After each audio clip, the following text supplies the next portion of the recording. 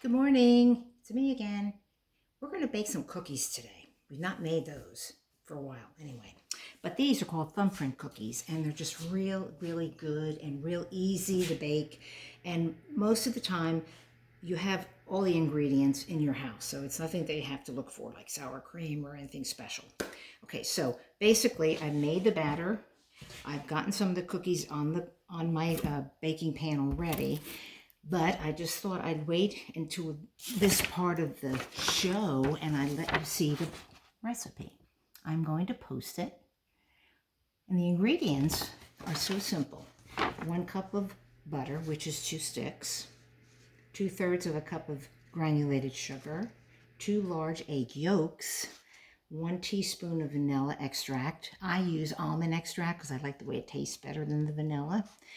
And if you have the unsalted butter, you can add 1/4 teaspoon of salt. Otherwise, I eliminate that because I usually have salted butter. Then you have 2 1/3 cups of all-purpose flour. And of course, you have your filling, which is some sort of jam. I have a couple of different kinds of jam. Today, I have blackberry that I'm using. So this is basically what they look like when you start rolling them. I'm sure you already have done this before. There's your cookies, okay. I have a couple spots here that I want to fill in now. So I will take my little scoop here, which is the size probably of a tablespoon. So you could use a tablespoon scoop, kind of like this one here, to put your dough in. You soften it a little bit because it gets a little crunchy. I'll show it to you in a minute. And you roll it gently between your 2 palms and you place it on your sheet. So this is basically what the dough looks like. As you can see, it's not really together. So what you have to do is kind of make sure that you put your scoop in there and get it full. Squeeze it together to soften it a little bit, and then roll it and put it on your parchment paper so that when it bakes at 350 for, I think, maybe 12 to 14 minutes. Mine, I noticed, bake a little bit longer, so you have to keep watching them, maybe 13, 14, 15 minutes or so. Okay, so these last 3 ones that I just put in, you can use your thumb or your index finger. I use my index finger and push down gently. You'll see some cracks around the side, and I just cover those up a little bit when I do that. There. And then this one. Okay, so you can see my little container here.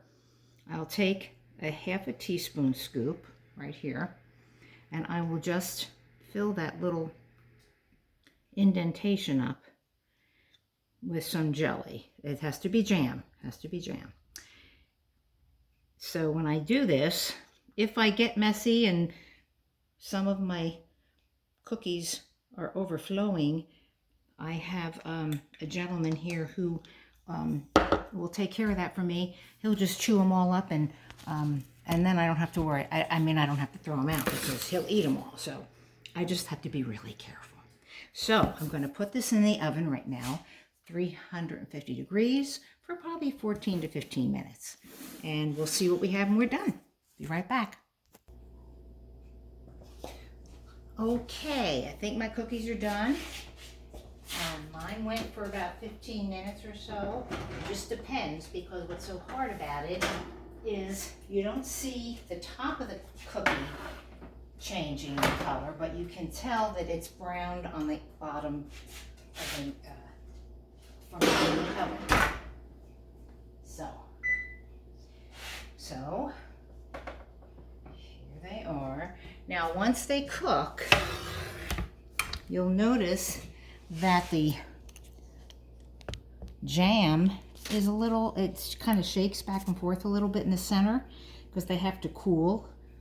Let me see if I have a, and what you can do is once you see the bottoms are very just browned enough. Okay. There we go. Something now. now, here we go. Let me see if I can show you one of these on the bottom. You see the bottom? How pretty that is? Perfectly browned. So what I usually do with that now is I let them get cooled. And once they cool, I go ahead, you can do a couple things. First of all, this is a shortbread recipe, shortbread cookie.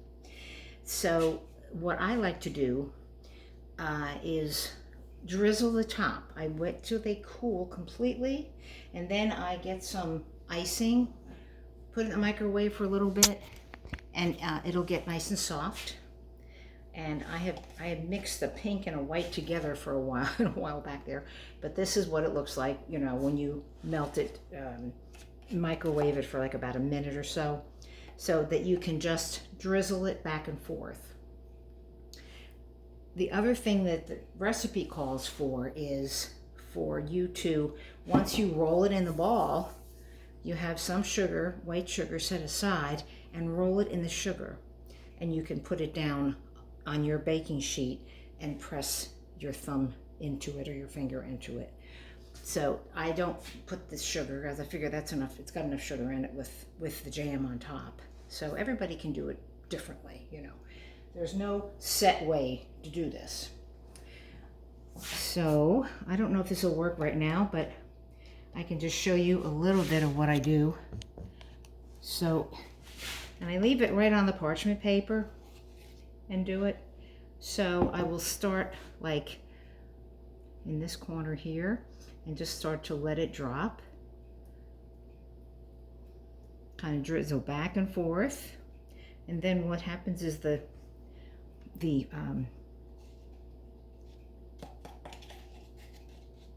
drizzle will start to thicken on top of the cookie. And then it looks really pretty. I just let it go onto the sheet so that it won't make too much of a mess. And again, if you want to do this, you can. If you don't want to, you just eat them the way they are. They're delicious either way.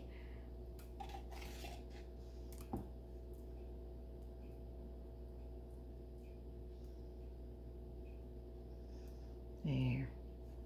That one is, oh, looks like the guy that I live with is going to have to eat this one because it's totally covered. Yeah, well, I'll call him in later. Yeah.